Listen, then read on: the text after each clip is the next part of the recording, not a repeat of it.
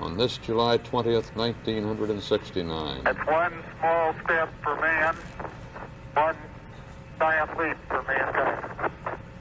Little did NASA know that 29 years after landing a man on the moon, that an African-American woman would enter space, breaking cultural and gender barriers. She would later go on to inspire women of color to pursue untraditional dreams. This is the story of Dr. May Carroll Jemison, the woman who broke racial and gender barriers in space. The American 1960s was an exciting decade full of cultural reform and technological advancements as social gaps were closing and the moon became close enough to touch. John F. Kennedy's challenge to take Eisenhower's dream of space exploration to the moon was more than just a boon for our space program.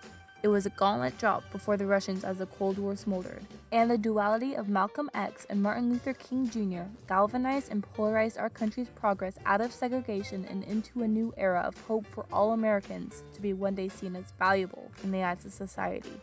Born in the mid-50s before Eisenhower had formally created NASA at Anaka, Mae Jemison grew up in this world of hope and turmoil. Mae was born on October 17th, 1956, in Decatur, Alabama, to Charlie and Dorothy Jemison. She had two older siblings, Ada and Charles. When Mae was 3, parents moved her and her siblings to the far southwest side district of Chicago in the hopes that their children would receive a better education. So I remember very much growing up in the 1960s on the south side of Chicago. And I would stare up at the stars, always imagine that I would go there. Growing up in the 1960s, I played with Barbie dolls, right? I loved chemistry, original series Star Trek fan, right? And I also pondered the concepts of infinity and the Big Bang. I wanted to go into the sciences, but I also wanted to be a dancer. All of those things are part of my life. Star Trek, which featured the first African-American woman on prime time, helped to inspire Mae to pursue her dreams of space. However, society in that generation did not agree with her ambitions. Until 1983, it was only white males that could enter space. The idea of a colored woman in space was unheard of. And I was a young girl who loved to stare up at the stars. I imagined myself going there. I studied all the things about the Apollo program. I knew what mission was going to take place when, what it was supposed to accomplish. The Apollo missions were a result of one of the most iconic races in history. On October 4th, 1957, the first ever satellite, Sputnik, began to orbit the Earth. The little probe was a product of the space race that was occurring between Russia and the United States. To let the Soviet Union know that the race was on, the United States sent a satellite, Explorer 1, into space in 1958. In 1959, the United States suffered a small defeat when the Soviet Union was able to successfully send a small probe to the moon. In 1961, both the Soviet Union and the United States were able to successfully send a man into space, bringing the iconic race to a tie. On July 16, 1969, the U.S. triumphantly landed a man on the moon, winning the space race.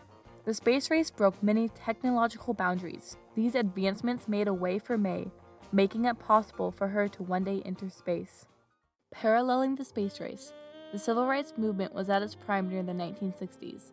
The Brown v. Board of Education case of 1954 began the trend of breaking down cultural barriers within America.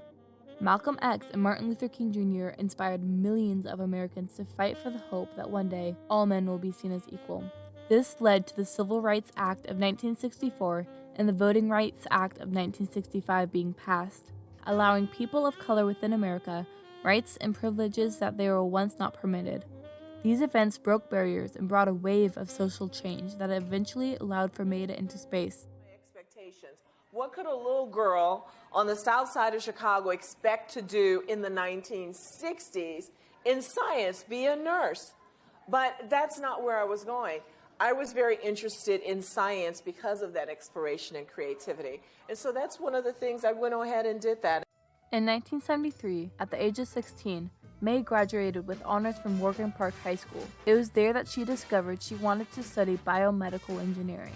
In 1977, 4 years after being accepted to Stanford University on a National Achievement Scholarship, she graduated with a double major, receiving her Bachelor of Science degree in Chemical Engineering as well as African American Studies. After Stanford, she enrolled at Cornell University, where she received her Doctor of Medicine degree in 1981. During her time at Cornell, She studied abroad in Cuba, Kenya, and Cambodia. After graduation, she found work as a Peace Corps medical officer, working in Sierra Leone and Liberia. While May was in Africa, she watched NASA missions STS-7 and STS-8 launch in 1983. Those missions brought the first American woman, Sally Ride, and the first African American man, Guy Bluford, into space. With gender and racial barriers now broken, May felt that she too had a chance of becoming an astronaut. In 1985, May returned to America, and, despite the fear of being mocked due to her ethnicity and gender, she applied for the NASA astronaut training program. The astronaut selection process was delayed due to the Space Shuttle Challenger exploding in 1986. A year after the explosion, in 1987, May became one of 15 candidates selected from a field of 2,000 applicants to enter the NASA astronaut program, becoming the first African American woman to become an astronaut candidate. In 1988, after spending a year near Spokane, Washington, training to become an astronaut in zero gravity, she was ready to go to space. May was selected as one of 7 astronauts to travel the STS-47 mission into space on board the Endeavour. Along with May, who is a mission specialist, there was Commander Robert Gibson, pilot Curtis Brown, and mission specialist Mark Lee, drone apt, and Jan Davis, and payload specialist Mamoru Mori. On September 12, 1992, the Space Shuttle Endeavour and its crew launched into space. On that day, May had finally achieved the improbable dream, breaking societal stereotypes placed on her gender and race. She had entered space. Mission STS-47 orbited 126 times around the Earth, conducting 24 material science and 20 life science experiments. On September 22, 1992, the Endeavour came back to Earth, boasting a successful trip. This trip had an iconic mark in history as the day the first African American woman broke a cultural barrier and entered space. After returning to Earth, May had reported that, "I felt a strong, special responsibility to fly this mission on behalf of those who had come before me, and who, because of gender or race, had been denied the opportunity that I was now had." I thought it was important to take to space with me things that represented people who sometimes are not included. So I took a poster of Judith Jemison performing the dance cry. I took up a Bundu statue, which was for the Women's Society in West Africa.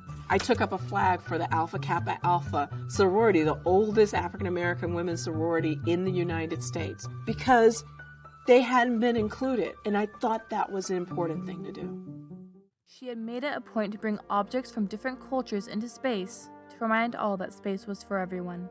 May grew up believing that everyone should have equal representation and opportunity, and that was one of the mottos that she shaped her post-space career around. In 1993, after working for 6 years as an astronaut, Mae Jemison left NASA and started multiple charities and foundations. Her belief that every person should have an equal opportunity at an education led her to founding the Earth We Share International Space Camp in 1994. The goal of the program is to teach students problem-solving skills to overcome barriers and how STEM subjects impact the world around them. Programs like the Earth We Share is one of the many programs that raise leaders of the future, creating a lasting impact on society. May inspired students like Maya Mitchell to pursue their dreams as an astronaut. Although people believed that Maya's dream was too ambitious, May had already broken the barriers in space, showing that race and gender don't impair someone's ability. She forged a way for other African American women to enter space.